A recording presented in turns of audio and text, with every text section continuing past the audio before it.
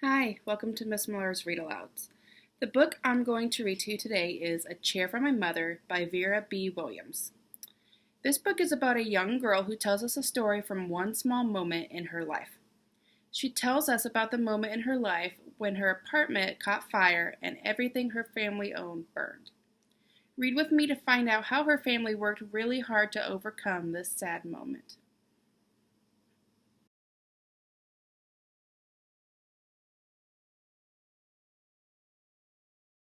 My mother works as a waitress in the Blue Tile Diner. After school sometimes, I go to meet her there. Then her boss, Josephine, gives me a job too. I wash the salts and peppers and fill the ketchups. One time I peeled all the onions for the onion soup. When I finish, Josephine says, "Good work, honey," and pays me. And every time I put half my money into the jar.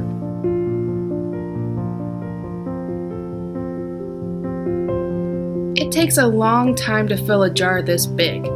Every day when my mother comes home from work, I take down the jar. My mama empties all her change from tips out of her purse for me to count. Then we push all the coins into the jar. Sometimes my mama is laughing when she comes home from work. Sometimes she's so tired she falls asleep while I count the money out into piles. Some days she has lots of tips. Some days she has only a little. Then she looks worried. But each evening, every single shiny coin goes into the jar.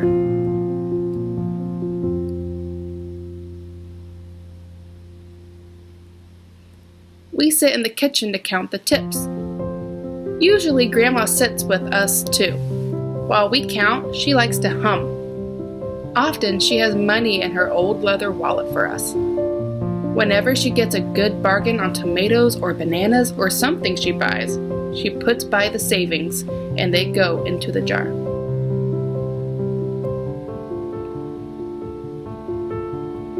When we can't get a single other coin into the jar, we are going to take out all the money and go buy a chair. Yes, a chair. A wonderful, beautiful, fat, soft armchair. We will get one covered in velvet with roses all over it. We are going to get the best chair in the whole world. That is because our old chairs burned up. There was a big fire in our other house. All our chairs burned. So did our sofa, and so did everything else. That wasn't such a long time ago.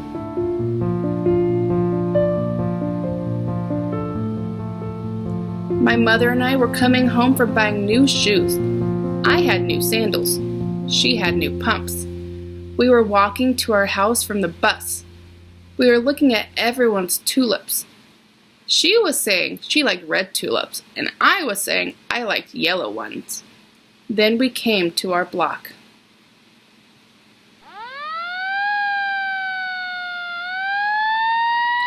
Right outside our house stood two big fire engines.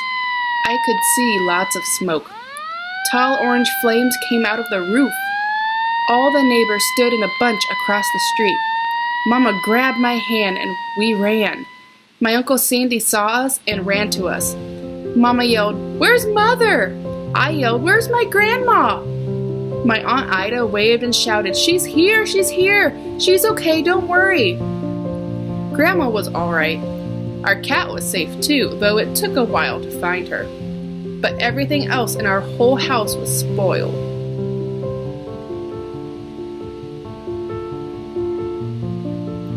What was left of the house was turned to charcoal and ashes. We went to stay with my mother's sister, Aunt Ida, and Uncle Sandy. Then we were able to move into the apartment downstairs. We painted the walls yellow. The floors were all shiny, but the rooms were very empty. The first day we moved in, the neighbors brought pizza and cake and ice cream. And they brought a lot of other stuff, too. The family across the street brought a table and 3 kitchen chairs. The very old man next door gave us a bed from when his children were little. My other grandpa brought us his beautiful rug. My mother's other sister, Sally, had made us red and white curtains. Mama's boss, Josephine, brought pots and pans, silverware, and dishes. My cousin brought me her own stuffed bear. Everyone clapped when my grandma made a speech. "You are all the kindest people," she said, "and we thank you very, very much. It's lucky we're young and can start all over."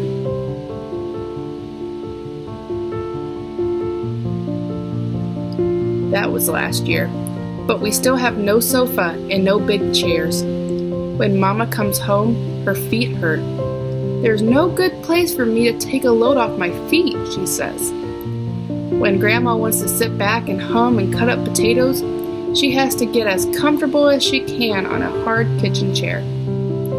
So that is how Mama brought home the biggest jar she could find at the diner, and all the coins started to go into the jar. Now the jar is too heavy for me to lift down. Uncle Sandy gave me a quarter. He had to boost me up so I could put it in.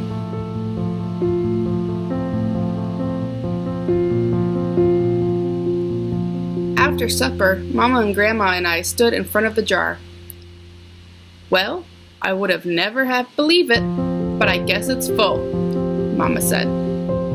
My mother brought home little paper wrappers for the nickels and the dimes and the quarters.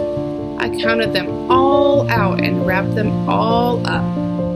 On my mother's day off, we took all the coins to the bank.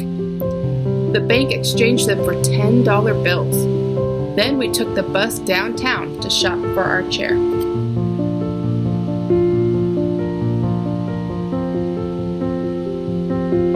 We shopped through 4 furniture stores. We tried out big chairs and smaller ones, high chairs and low chairs, soft chairs and harder ones. Grandma said she felt like Goldilocks and the 3 bears trying out all the chairs.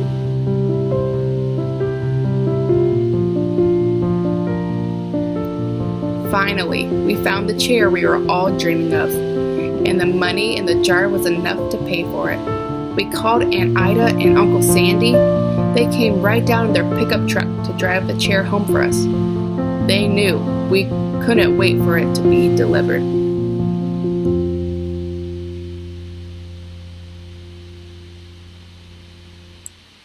I tried out our chair in the back of the truck. Mama wouldn't let me sit there while we drove, but they let me sit in it while they carried it up to the door.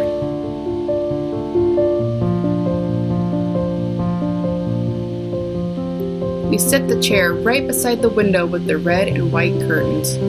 Mama and Grandma and I all sat in it while Aunt Ida took our picture. Now Grandma sits in it and talks with people going by in the daytime. Mama sits down and watches the news on TV when she comes home from her job. After supper, I sit with her and she can reach right up and turn out the light if I fall asleep in her lap.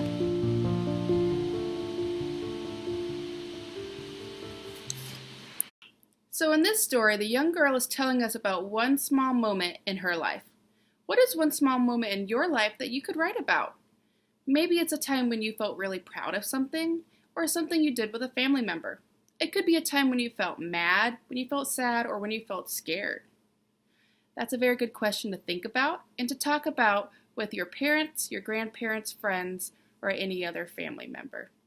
Thank you for listening to me read this. I hope you enjoyed listening to it. I enjoyed reading it to you. Thank you for watching.